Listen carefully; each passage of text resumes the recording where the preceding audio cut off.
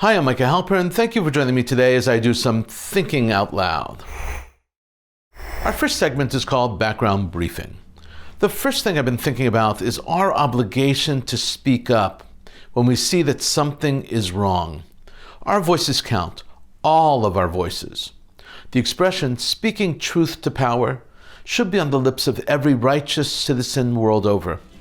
Nobel Prize winner Elie Wiesel used the expression to chastise President Ronald Reagan when, during a visit to Germany, the US president laid a wreath at the German war cemetery in Bitburg. 2,000 German soldiers are buried in Bitburg. Indeed, among the 2,000 are 49 Nazi Waffen-SS soldiers. The date was May 6, 1985. The ceremony was intended to commemorate the anniversary of the end of World War II. But the move was deeply offensive. Wiesel implored Reagan not to go to Bitburg. 2 weeks before the trip, on April 19th, when Wiesel was awarded the Presidential Medal of Honor by Reagan, the White House pressured Wiesel not to say anything about Bitburg. They should have known better. Wiesel spoke truth to power. He spoke to the President of the United States face to face on live nationally televised broadcasting of the ceremony in a powerful, non-threatening, but essential way. And he said, "That place, Mr. President, is not your place. Your place is with the victims of the SS." Of course, Wiesel was correct. The place of the United States was not with the Waffen-SS, which was the Nazi division of the German army. President Reagan knew that, as did his staff. They were trying not to insult the Germans, especially Chancellor Helmut Kohl. And so the president laid the wreath. And no visit to a Nazi concentration camp was even on the planned itinerary.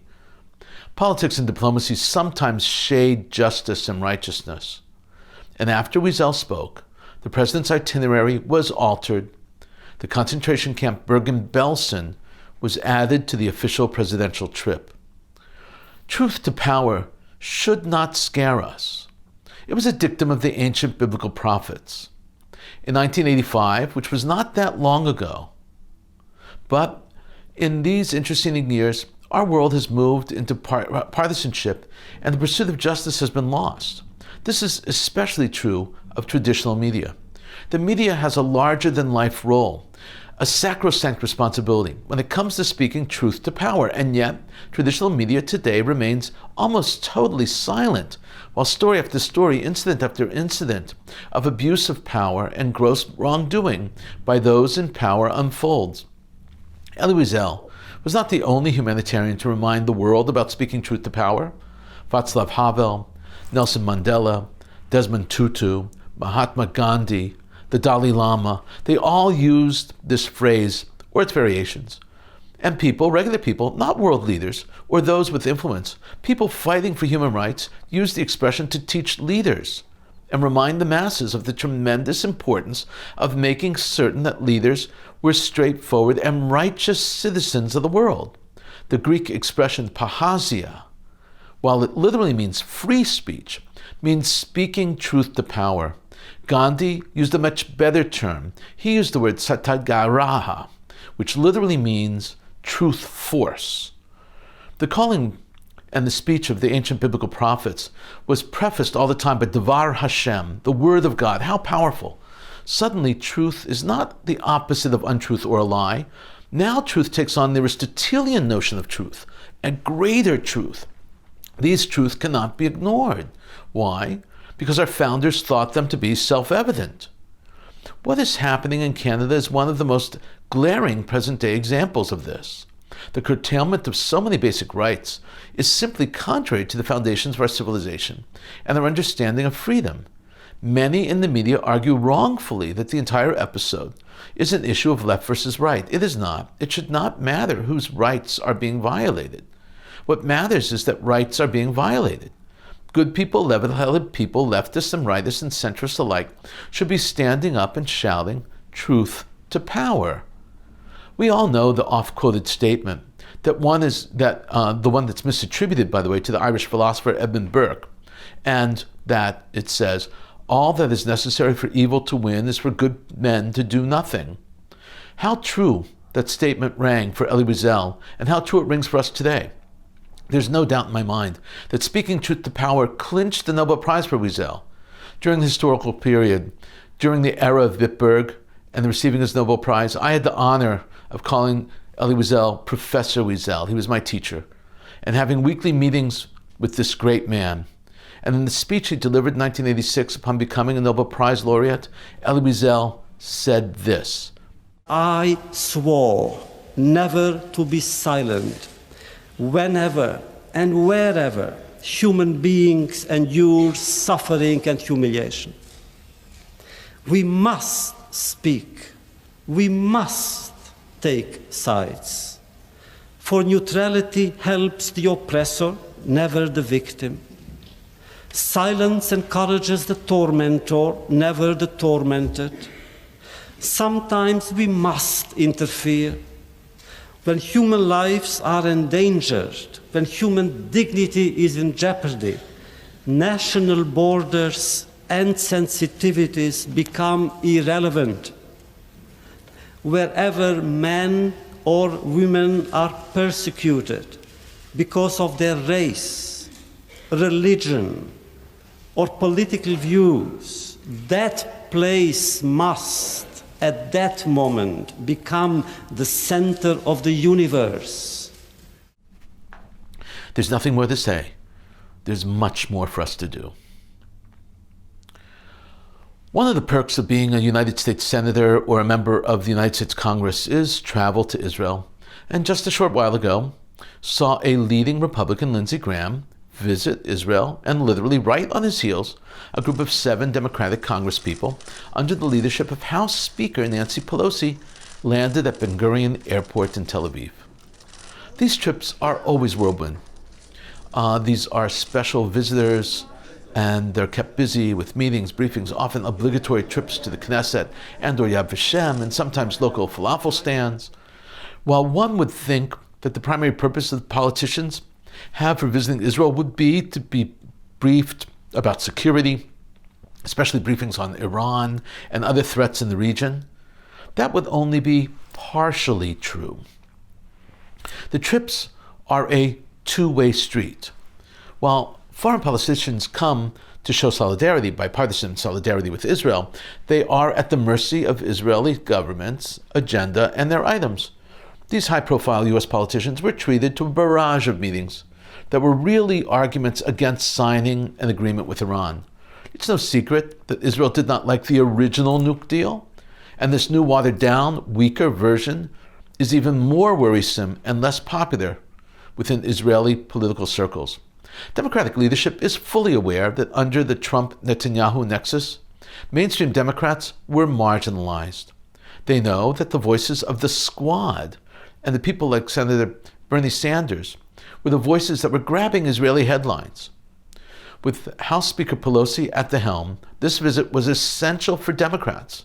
It was a play for pro-Israel voters in the United States that could easily be accomplished by visiting Israel. It was a public pronouncement to voters that in almost imminent upcoming midterm elections, Dems are not represented by the Squad, and that unlike in the past, support for Israel is bipartisan. Despite what we hear from the Squad, support for Israel is still a broad-based policy of the United States. Poll after poll reveals that U.S. voters almost universally support Israel and that they support Israel significantly more strongly than they support the Palestinians. Look no further than last September when the House voted to refill and re-outfit Israel with missiles for the Iron Dome anti-missile defense system that was depleted in the previous conflict with Gaza. It was $1 billion deal. The vote was 220 to 9. That's only 2% of the House voted against the deal. That's an eye-opener. Even Alexandria Ocasio-Cortez, AOC as she's called, one of the leaders of the Squad and the very vocal critic of Israel who finds every chance to criticize the Jewish state, did not vote against the deal. AOC voted present. Present means I'm here and I do not vote against. Not quite a yes, but certainly not a no. The takeaway is clear. Democrats and Republicans support Israel. After that vote, Prime Minister Naftali Bennett tweeted, "Thanks to members of the House of Representatives, Democratic and Republican alike, for the overwhelming support for Israel and the commitment to its security. Whoever tries to challenge this security received a convincing answer today. That was his tweet. That's unbelievable and true. And during this visit, Knesset Speaker Miki Levy referred to House Speaker Pelosi and said she would be remembered in history for that vote. The vote was proof positive that Israel is more popular than is often thought to be.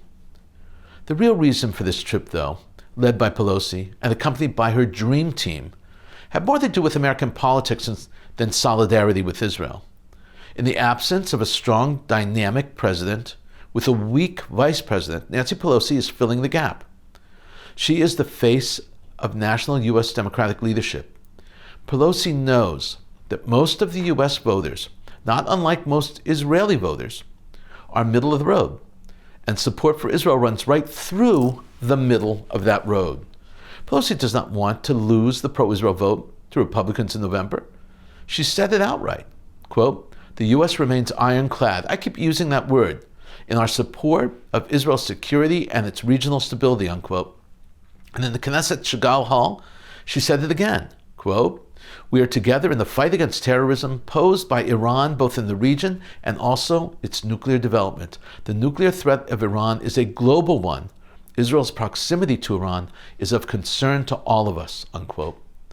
Pelosi also reconfirmed the commitment the United States has to a two-state solution. In her words, "Our obligation is also here to reaffirm America's commitment to a just and enduring two-state solution, one that embraces, enhances stability and security for Israel, Palestinians, and their neighbors."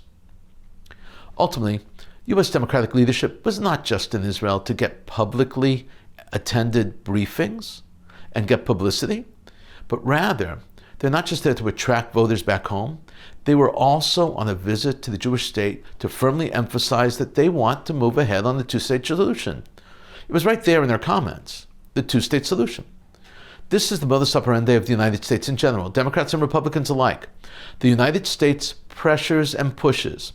This time, they were not too pushy, but the point was nonetheless still made. Coming up next, Points of View. First up is a column from Ynet and MediaLine. It was published on February 19th, 2022, and it was written by Muhammad Al-Qasim. It's entitled, "Palestinian Authorities' Waning Power in the West Bank, Cause for Concern?" Subtitled, "Analysis.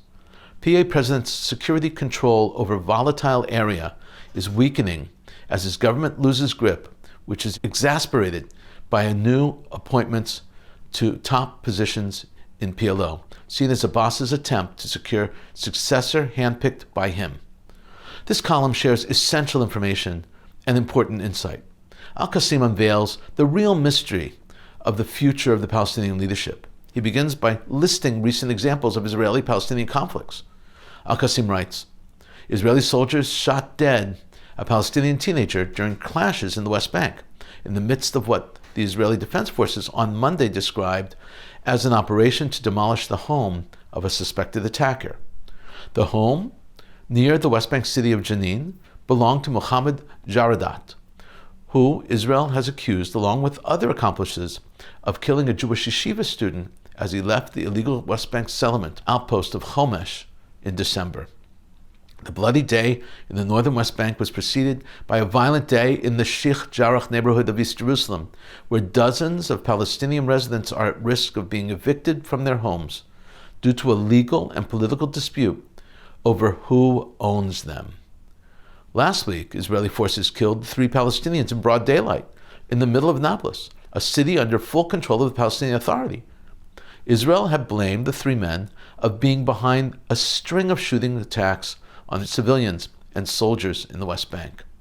Meanwhile, thousands of disgruntled Palestinians demonstrated in Hebron and elsewhere in the West Bank against security chaos and price hikes on electricity, gas, and a myriad of food items, demanding answers and action. Al-Qasim explains that this is all happening as Abbas is trying to create a smooth succession of leadership, a transition of sorts. He further explains that this will be very challenging for Abbas's future and for his chosen. throughout his entire period of leadership, he has not nurtured leadership. Al-Qassam writes, all this comes amid concerns following last week's meeting of the Palestinian Central Council, the PCC, the executive committee of the Palestinian Liberation Organization, which Palestinian Authority President Mahmoud Abbas used to entrench his power and secure his successor. There is so much frustration and antipathy towards Abbas and his leadership and his followers. Many reject him and many reject his cronies. Just as an example, Abbas was elected in 2005, and there has not been a presidential election since 2005. Al-Qassam continues and writes this. Major Palestinian factions have blasted Abbas's new appointments to top positions in the PLO during the PCC meeting as illegitimate and a way for him to install his successor. Abbas's critics have accused him of a power grab. Palestinian internal politics appear to be more fragmented than ever before. The last time PA presidential elections were held was back in 2005, while a poll for the Palestinian Legislative Council, the legislature of the PA, took place 16 years ago. A year after that, a division between Gaza and the West Bank occurred, causing a major rift between the Palestinians' two largest factions, and essentially creating two separate political entities. Abbas dissolved the Palestinian Legislative Council in 2018. Speaking about Abbas, this is how Al-Qassam concludes his essay and his analysis. He says 2022 will be an uptick in violence in the Palestinian territories, and as a result, the PA's financial woes and the continued tensions with settlers in the West Bank, but he doesn't see a third intifada or uprising on the horizon. I think the objective reasons for the explosion of the situation in the West Bank exist, but they are premature, he said. Next up is a column by Randy Cohen Koblenz. It was published on February 12, 2022 in the Times of Israel. It's entitled, The Hadassah Cookbook, A Window in Time, subtitled, with recipes by Kate Smith, apple pie, Eleanor Roosevelt, cheese fondue, and then First Lady Bess Truman, bran muffins. It was much more than a fundraiser. This column is just brilliant. It combines memory and nostalgia and, of course, food. The Hadassah Cookbook is like a time capsule. Almost every chapter of Hadassah, not chapter of the book, but chapter of Hadassah around America, compiled its own cookbook. And every few years, Hadassah chapters would issue a new edition. This is how Randy Cohen Koblenz begins.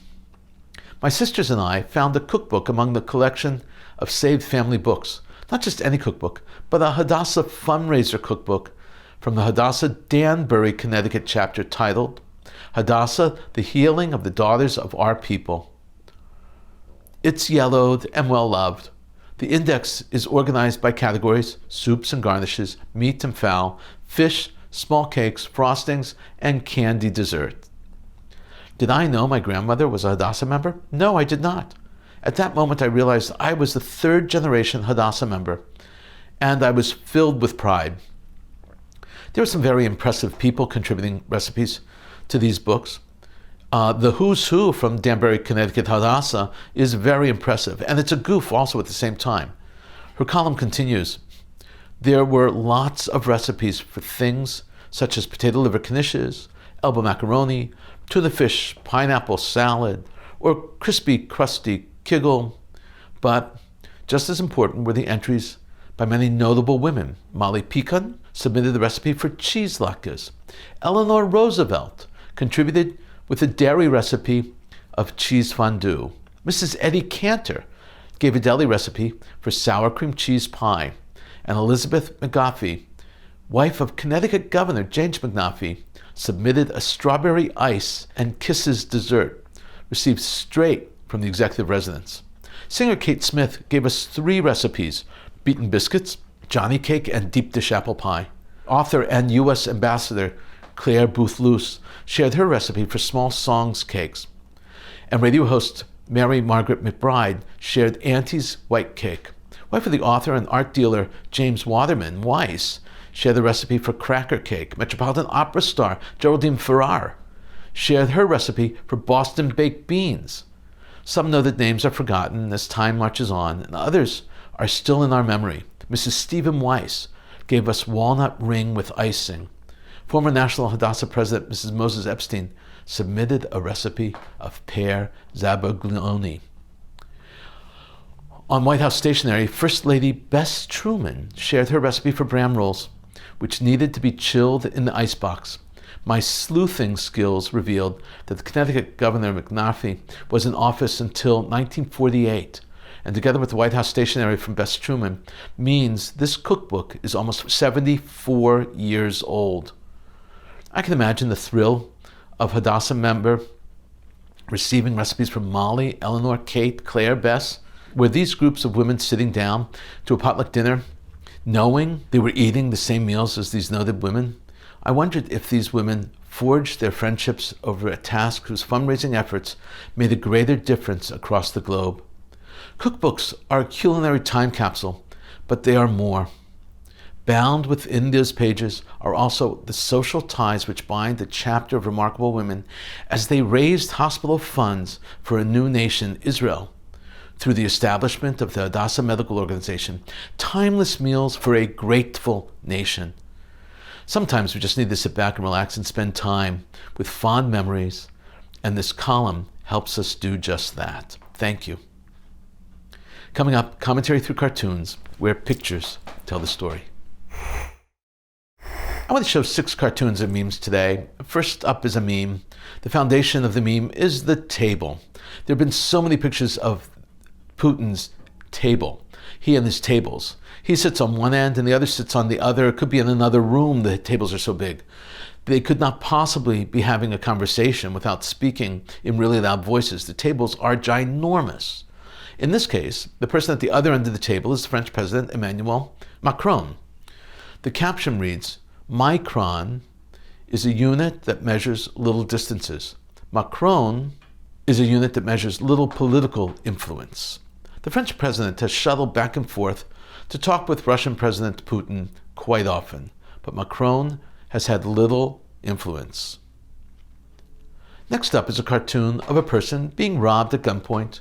The robber is wearing a mask, and the victim says, "Obviously, you have not heard about the mask mandates being lifted."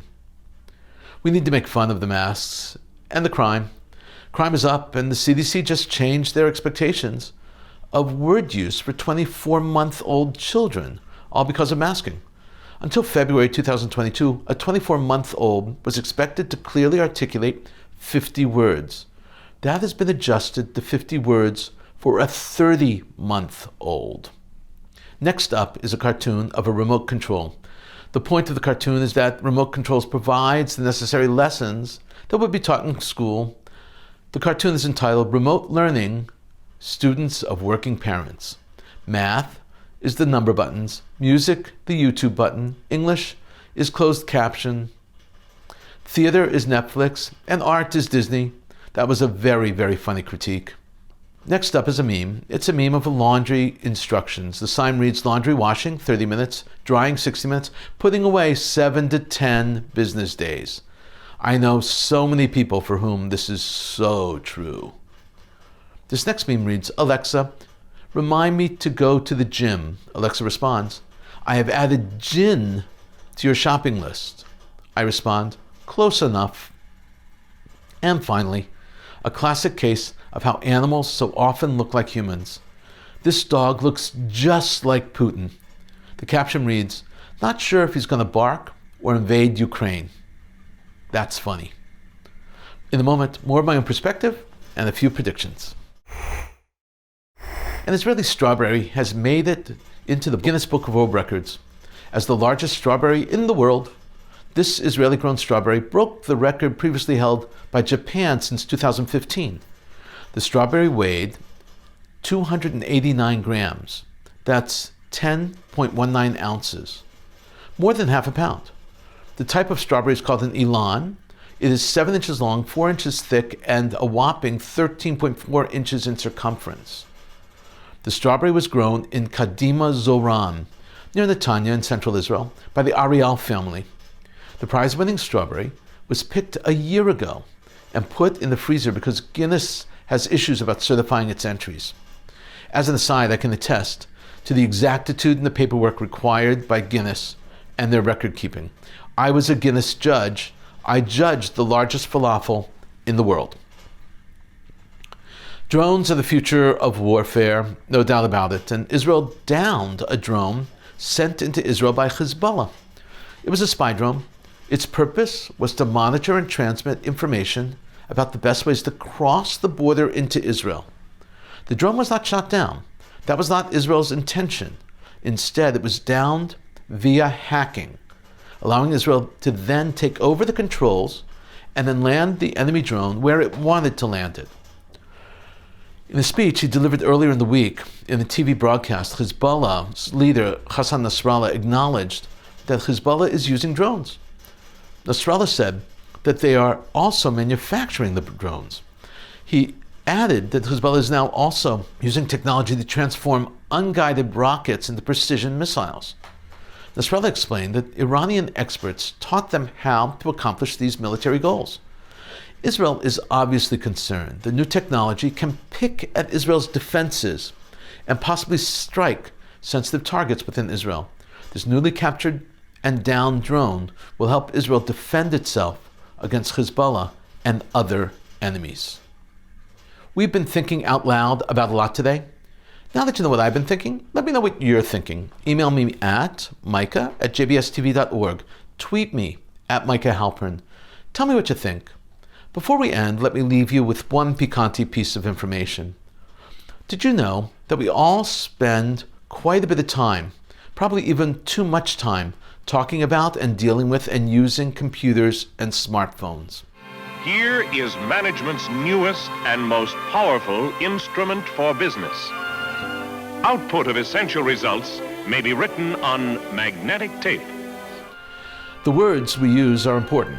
Modern inventions require new words in every language. Hebrew, of course, is no exception. Words, let's say, for instance, creating new words takes, it explains and it takes creativity. And it takes creativity to create those new words. The Hebrew word for computer is mechashev. The root for mechashev is chet shin bet, chashav, which means to think. In English, we use the term artificial intelligence. That is what the computer does. It helps us think. Originally in English, the exclusive term for the computer was computer, and it was an instrument which was meant to calculate. That was the computer's original function. It has grown way beyond that. The supercomputer that Israel originally built at the Weizmann Institute in Rehovot was called the Golem. The word Golem is a fascinating word. We all know it from the folk stories of the Prague Golem. When the Maharal of Prague created the Golem from the clay of the river, he created it in order to protect the Jewish community of Prague. Shelley's classic story Frankenstein is based on the story of the Golem. In the Bible, in Psalm 139, verse 16, a similar expression, golami, my golem, is used, and here it means raw material or unfinished. The rabbis of the Mishnah use the term golem as an uncultured or uncultivated person. In Pirkei Avot, the Ethics of the Fathers, chapter 5, number 7, we are given 7 characteristics of a golem, an uncultivated person. In modern Hebrew, golem means a lump on a log. In Yiddish, it's very similar. In the end, the Golem of Prague, like Frankenstein, started to misbehave and had to be destroyed. It is clear to me that those who named the supercomputer knew the dangers of the mechashev and of artificial intelligence. Thank you for thinking out loud with me, Micah Halpern. Let's think out loud again next week on JBS.